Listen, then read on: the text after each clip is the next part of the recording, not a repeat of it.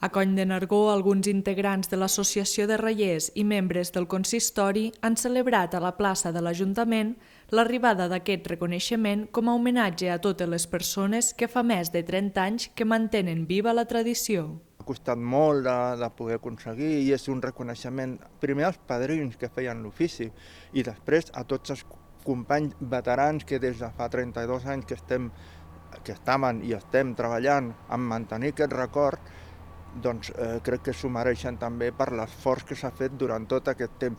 Des del consistori esperen que el distintiu els doni visibilitat mundial juntament amb el Geoparc Orígens. Per posicionar-se internacionalment, no? Esperem que les baixades, tant aquí com les que es fan a Centre Europa, hi hagi aquesta comunicació que l'únic Parlament que s'ha fet avui, per exemple, ha sigut per destacar, a part de la idoneïtat del projecte, la col·laboració que havia hagut internacional entre tots els països.